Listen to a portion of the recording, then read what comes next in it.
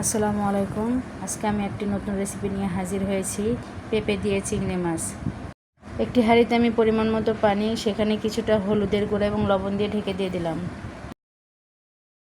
এখানে পেঁপেটা আমি 80% মতো বয়েল করে নিয়ে নেব। এই রেসিপিটা হচ্ছে আমার গ্রামীণ একটা খাবার।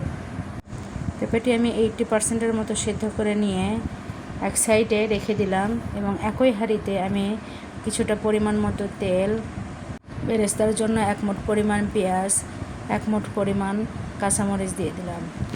এই দুইটি উপকরণ কিছুক্ষণ সময় নিয়ে ভেজে নেব, ব্রাউন কালার হয়ে না আসা পর্যন্ত।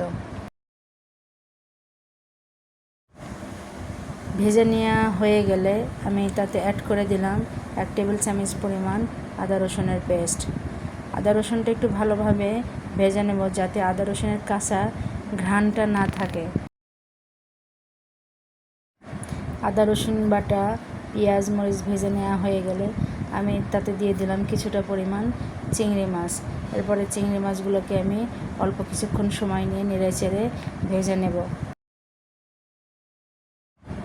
চিংড়ি মাছ ভেজে নেওয়া হয়ে গেলে তাতে দিয়ে দিলাম পরিমাণ মতো হলুদের গুঁড়া, সামান্য পরিমাণ জিরার গুঁড়া, সেই সাথে দিয়ে দিলাম একটু কালারের জন্য লাল মরিচের গুঁড়া এবং পরিমাণ মতো লবণ। সকল উপকরণ দিয়ে দেওয়া হয়ে গেলে আগে থেকে সেদ্ধ করে রাখা পেঁপে আমি হাঁড়িতে দিয়ে দিলাম। পেঁপে, মাছ সব কিছু একটু সময় নিয়ে ধীরে ধীরে কষিয়ে নিতে হবে। এ পর্যায়ে আমি কোনো পানি অ্যাড করি নাই, আস্তে আস্তে আলতো হাতে আমি এই পেঁপেটা কষিয়ে নিলাম। পেঁপে দিয়ে চিংড়ি মাছ আমার কাছে অতি পছন্দের একটা খাবার। আপনাদের কাছে কেমন লাগে আমাকে জানায়েন। তারপরে আমি অ্যাড করে দিলাম কষানোর জন্য সামান্য পরিমাণ গরম পানি। গরম পানি অ্যাড করার পরে আমি আরও কিছুক্ষণ সময় নিয়ে আলতো হাতে এটাকে কষিয়ে নিলাম। কিছুক্ষণ কষানোর পরে আমি দিয়ে দিলাম পরিমাণ মতো পানি ঝোলের জন্য। ঝোলের জন্য পানি দেওয়া হয়ে গেলে বলক আসা না পর্যন্ত অপেক্ষা করতে হবে। তরকারিতে বলক চলে এসেছে, এরপরে আমি আরও একটু কিছুক্ষণ সময় নিয়ে এটিকে রান্না করে নিলাম। আমার রান্না প্রায় শেষের পথে।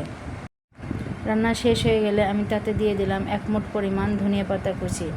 রান্নার শেষে এই ধনিয়া পাতা কুচিটার ঘ্রাণেই আপনার পেঁপে চিংড়ি মাছ অসাধারণ হয়ে উঠবে।